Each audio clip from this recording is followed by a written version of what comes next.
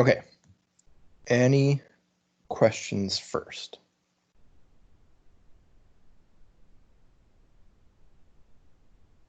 Assuming.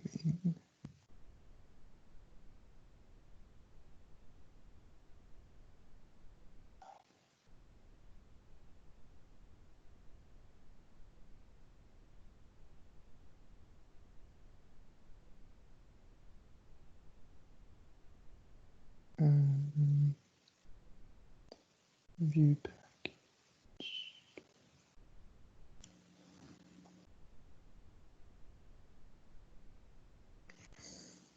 Give me one sec. I just got to check the chat.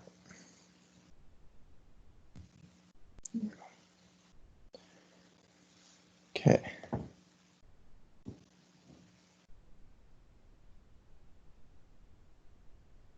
Ultimate review. Is that what this is? No, it's not. Okay. Let's add in.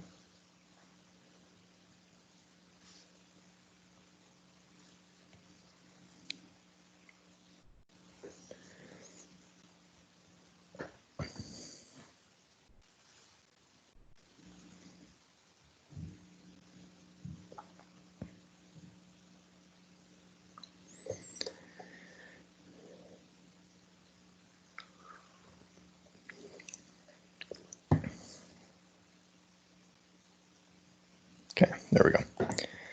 Okay, number 17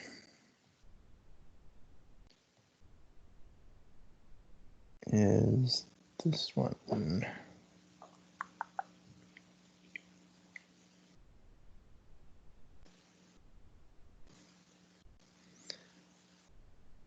Okay.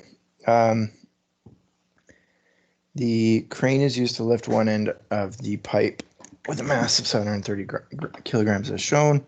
What is the minimum amount of force required to lift the end of the pipe off the ground? So in this case, we want to find this tension right here.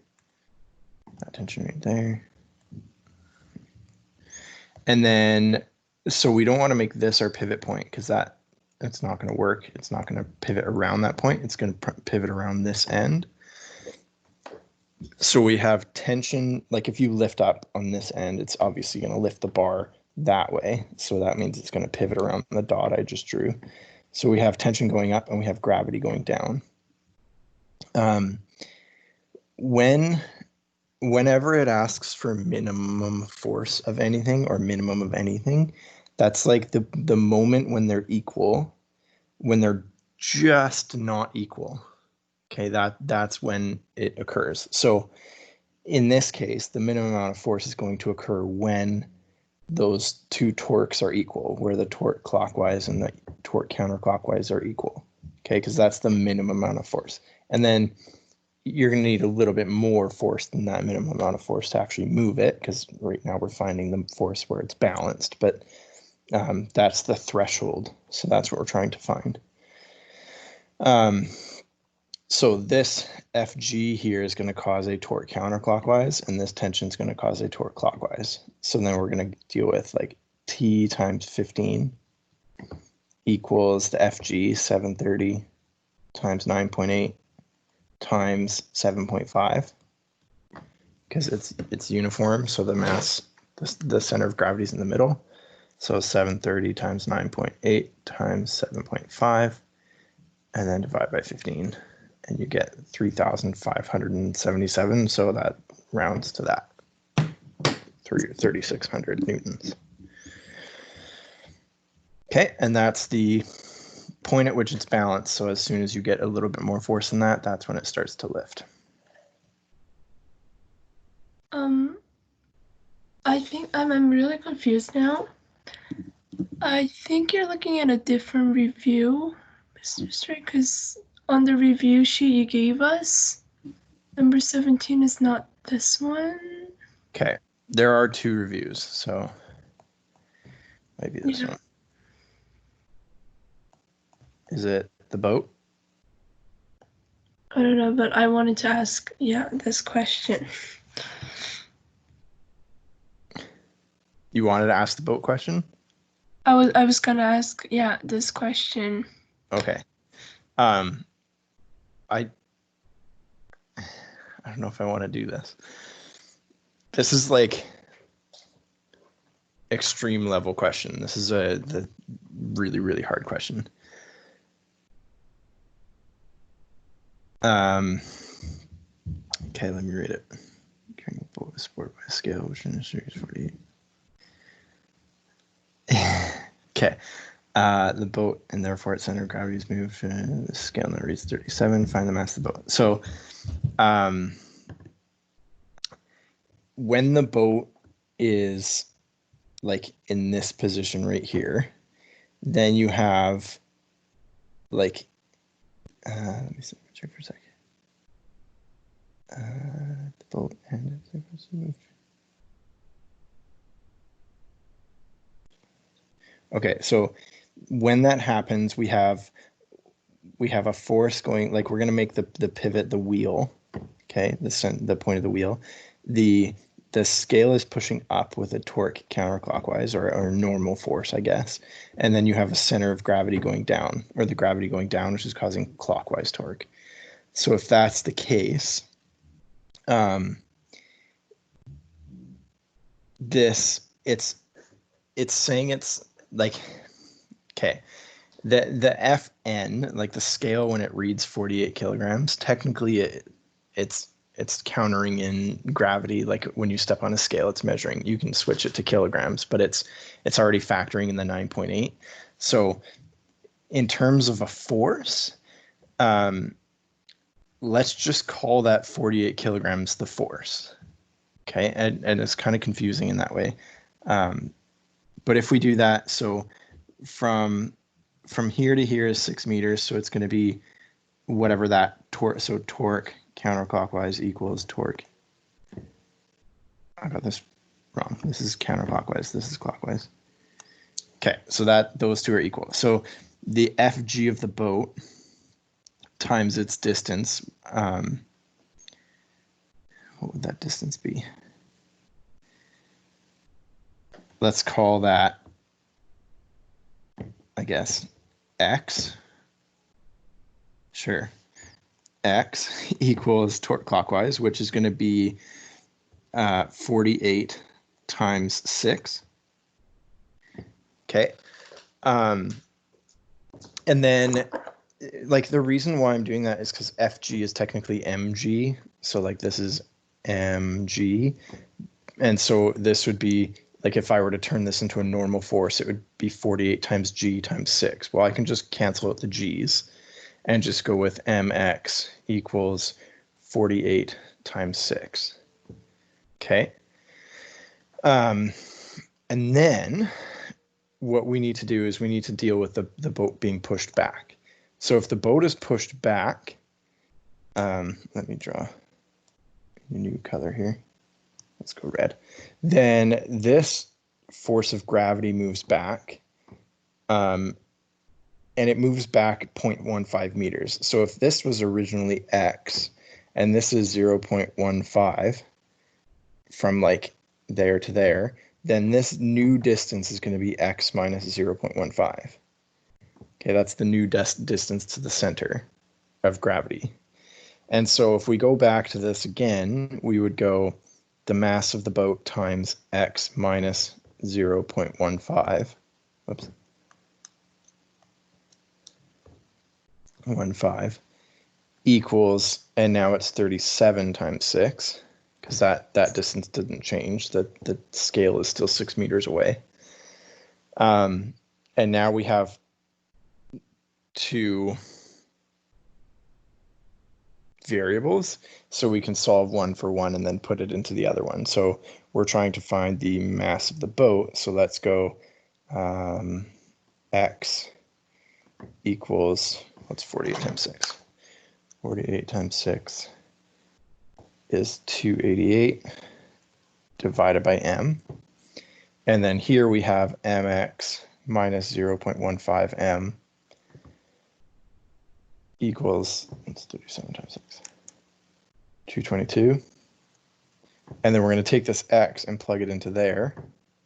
And so then we're going to get m times 288 over m minus 0.15 m equals 222. Those are going to cancel out. And then we have 288 minus 0.15 m equals 222. 222 minus 288, and then divide by 0.15. Negative 0.15, and you get 440. I hope that's the answer. Okay, but that's a really, really hard question, okay? So again, I'm going to explain how I got that answer. Okay, so when, like, we don't know the force at the tire, at the axle, so we're making that our pivot point. And when the boat is, like, the center of gravity of the boat, where the force of gravity is pulling, is going to be like somewhere in the middle. So it's going to be on this side of, like, somewhere here. So if the force of gravity is pulling down, then there has to be a normal force pushing up from the scale. Okay, and so if that's the case, then this is torque clockwise, this is torque counterclockwise. Okay, and that's true regardless of whether the boat is all the way to the end or pushed back a little bit. I hope that makes sense. You won't get a question like that on the test. Okay, any other questions? Keep them coming. Could you also go over number 20, question 20? 37 on the other review.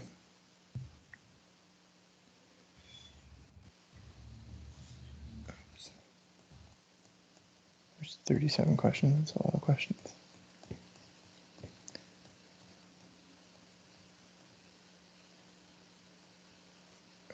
Oh my. Okay. So if you both block and the beam, what's the minimum coefficient for each design the incline so the block from slowing down the incline?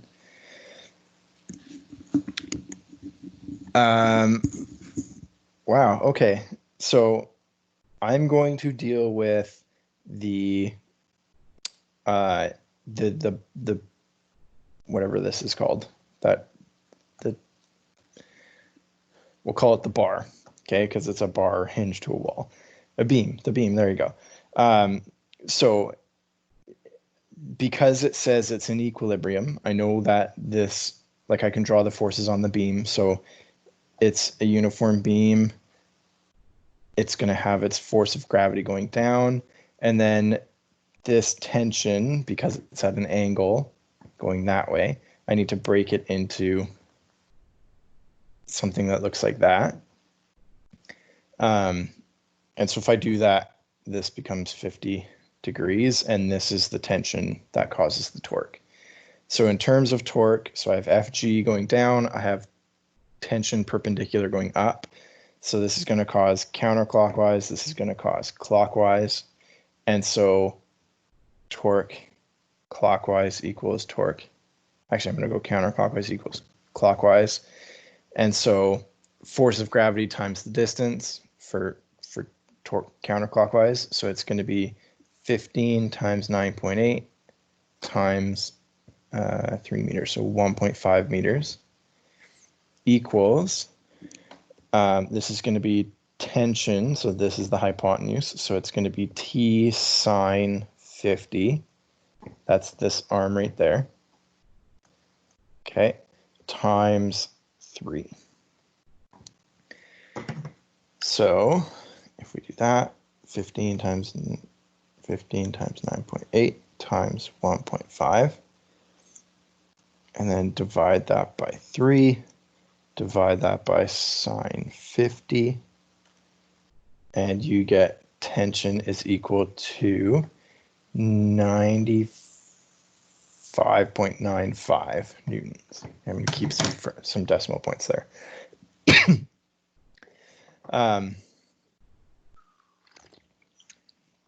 Okay, so why is that important? We need that tension when we analyze the block on the incline. So this is going to be 95.95 newtons. And then there's a force of gravity going down this is FG parallel, right? Technically it's going straight down, but I'm just using the component that's actually accelerating down the ramp. And this is going to be mg sine theta. Okay, again, I broke down the triangle a few lessons ago, so if you still don't understand that, watch that video again. So mg sine theta, so 18 times 9.8 times sine 55 is 144 point, why is it not working? 144.5 newtons. Okay, now the reason why I had to do the beam first and find the tension first is to figure out which way friction is going. Okay, because if the tension is pulling harder than the FG parallel, then friction will oppose that harder force. But because the FG parallel is stronger than the tension going up the ramp, friction is going to go this way. Okay, and this is the reason this is such a good question is because it combines torque with equilibrium. Okay, this block has to be in equilibrium, and so you could analyze it from like all the forces acting on it perspective, but I know that the net force is going to be 0 up down the ramp, so I would say let's make up the ramp positive. So FF plus tension minus FG parallel has to equal 0. Okay, the net force, the total amount of forces acting on this block has to equal 0. And so then we could just go FF plus 95.95 minus 144.5 equals 0, and then find the FF. Okay, I don't know what that is. 95.95 minus my answer is, that's negative, so positive 48.5 newtons. Does that make sense? I hope that makes sense.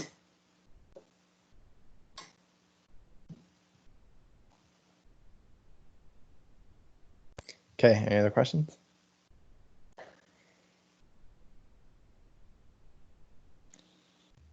Could you go over the next question? 38. For the test, you can ask questions, but only for like clarification of like, what is this asking, or like I can't help you with. Well, I mean, I can, it depends. So if you're not sure, just send and I'll see what I can do. I'm not going to give you answers, but I can help you understand, that's for sure. I did mark your vector quizzes, so if you just click on your name or the quizzes tab, you'll see that I marked it. Okay, are we ready for energy notes? Yes. Any last minute questions? Okay. Let's talk about energy a little bit. And I'm doing this because it has nothing to do with like torque or anything. It's not going to confuse you. It's not going to get in the way of you doing equilibrium. So energy is, so energy is the capacity to do work. And I hate using the word work because I'm about to define what work is, and it kind of has to deal with energy. So it's a little bit confusing. It can get into a little bit of a cycle of one defining the other and just keep going. So you can actually think about this as the capacity to do something. Like if you don't have energy, you can't do anything. But if you do have energy, you can do something. So that's pretty much the gist of it. It's measured in joules. Measured in joules. Okay, which is the capital J. And I'll get into what a joule is in a second when we talk about what type of energy we have. And then in terms of energy, like the basic, it's capacity to do work, but there's a whole bunch of different types of energy. So there's kinetic energy, potential energy, chemical energy, nuclear energy, solar energy, like there's tons of different types of energy. So we'll talk about those, some of those eventually. Okay, so let's talk about work. Work is when a force causes an object to gain or lose energy, okay? And it doesn't necessarily have to, like the object itself doesn't have to gain energy, or let me rephrase that. The object can gain energy but lose it right away. Like it doesn't have to hold that energy or anything. It's just a change in energy, okay? So that's the best definition of work we have. Work is equal to a change in energy. Okay, that is the ultimate definition of what work is. If energy doesn't change, work is not being done. Now, it's the reason why I'm saying it's a force causing an object to gain or lose energy is because work requires a force. Okay, a force will change an object's position, it'll change its state. So it's force times distance. Now, in terms of, let's expand these a little bit. So keep in mind that a change in energy is always going to be final minus initial. Okay, anytime you have a change in anything, it's always final minus initial. And then when we talk about work equals force times distance, this force is the force that does the work. Force that does the work. And so this can get a little bit confusing in terms of the questions that are asked. So it could say, like an example would be, let's say we have a block on a level path and we're pushing it to the right, okay? If this is the case, and I wanted to know the work being done on the object, there's only one force doing the work on that object. And so I would say work is equal to FA times D, okay? But if I had something like this, where FA was pushing to the right and FF was going that way, well, now I have a situation where the FA is doing work on the block, but the FF is also doing work on the block. And so if I said, what is the work being done on the block? You would have to say, okay, the work being done on the block is done by FA and FF. Okay, and in fact, if this was a constant velocity, the net work being done would be 0, because whatever force the FA is doing, whatever work the FA is doing, that energy the object gains is being lost to friction. Okay, and a constant velocity, nothing's changing. It's the velocity is staying the same, and so there's no energy change. And so I would ask things like, what is the work being done on this block by the person pulling it, right? Or what is the work being done on the block by friction, and defining what I'm asking for instead of just making it super general. So you have to be kind of careful with the wording. Okay, now to understand this more easily, we can talk about kinetic energy and potential energy, because those are the two main energies that we're going to talk about. And in terms of like changes in energy and figuring out if there's work done, it's easier to understand if kinetic energy or potential energy changes, then it's easier to figure out if work is being done. So kinetic energy is the energy of motion. Okay, any object that's moving will have kinetic energy. Oh, one more thing before I get too far ahead of myself. If work is force times distance, then the units of this are going to be newtons times meters. Okay, now that might look familiar, okay, from equilibrium or torque, specifically torque, because torque was the exact same thing, force times distance. Okay, but you have to understand that this isn't causing rotation at all. We're not dealing with rotational energy or anything like that. This is just a force pushing in a straight line. Okay, so that's why it's sort of the same. Now, let's keep this in mind that it's Newton meters, and we'll check to make sure that makes sense with kinetic energy. So kinetic energy is the energy of motion, and it's defined as EK equals 1/2 mv squared. Okay, so it's 1/2 times mass times velocity squared. And then, so if you look at the units of this, 1/2 doesn't have units. Meters is mass is kilograms. And then velocity is meters per second, but because it's being squared, it becomes meters squared per second squared. Now let's compare this to a Newton. Okay, remember that a Newton, F equals MA. Okay, this is measured in newtons. A Newton is a kilogram meter per second squared. That's what a Newton is. Okay, so if I have Newton meter, I have kilogram meter per second squared. That's the Newton times meters. I get kilograms meters squared per second squared. Okay, so notice how it's the exact same unit. Okay, and that's one way to derive formulas. If you can get to this unit, then that formula will probably work for energy. Okay. Kinetic energy is super easy. Okay, if we're dealing with things with mass, so it's always going to have mass. But if it has velocity, it has kinetic energy. If it has a fast velocity, it has more kinetic energy than a slow one. Okay, it's just figure out if it's moving or not. Excuse me. Okay, potential energy is stored energy. Stored energy. Okay, it has the potential to do work, but it doesn't necessarily. You need something to pull that energy out. Now, there's a lot of different types of potential energy. You could even you could view the food you eat as potential energy, because there's energy stored in the bonds in the chemicals of the food that you eat, and when those chemicals break down, it releases energy, and then that's how you get energy. So you could view that as potential energy. That's typically called chemical energy, when energy is stored in bonds, but it's still stored.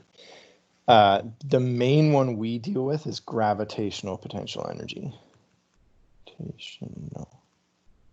Okay, and this is anything above the ground has EP. Okay. And so if you, and the word ground is relative. Okay. So pretty much potential energy, gravitational potential energy, is things that are above the ground have the potential to fall on the ground. And when they fall on the ground, they start to move and their energy changes. Okay, they gain energy by falling. Now, I have my computer on a desk right now. That desk is above the ground, but I'm not worried about my computer falling. Okay, I would have to push it off of the desk in order for it to fall. So I would say that my computer doesn't really have potential energy because I'm not going to push it off. Okay, technically it does because it's above the ground. But I could say, okay, the ground is now my table, and nothing on my table has potential energy. Okay, so it's where you set your ground. You can change the relative point anywhere you want. So it's stored energy. So if you lift something above the ground, you're giving it stored energy, but you're not going to actually release that energy until you actually release the object and let it go. So again, if something is stored, you need to do something in order to get it out of that storage. And so if you have a pen on your table, you can lift that pen above your table and then drop it, and it's going to fall and hit the table. Okay, that you're giving it energy and then you let go. That letting go is releasing that energy. And so the formula for this is EP equals mgh. Okay, so mass times gravity times the height, and this h is the height above ground, and ground in quotations because it's relative to what you set it to be. Okay.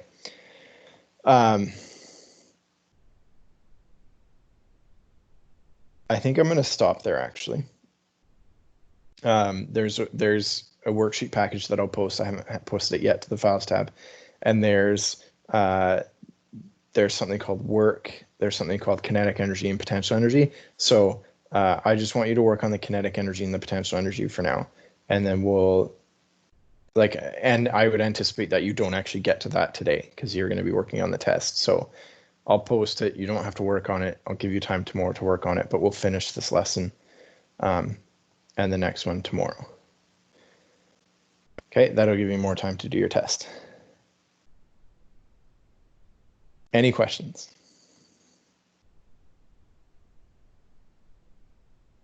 Any last minute questions before you get the test?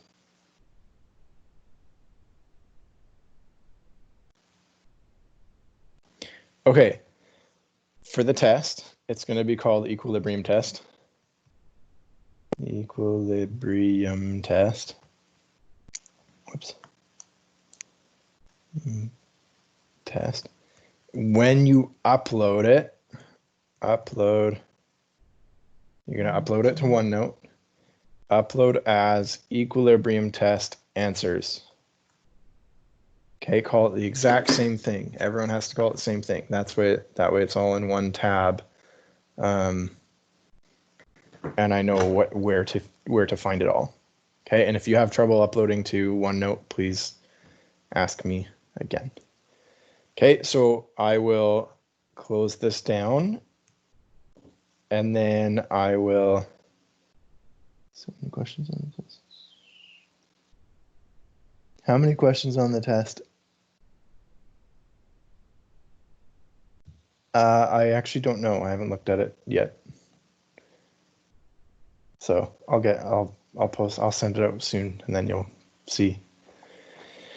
Okay, yeah, I'll hang up, and then we will all send the test out. And you have all day to do it. If you run into problems with that, just let me know.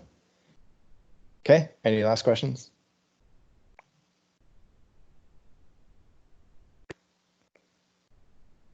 Okay, that is it. I will see you guys tomorrow.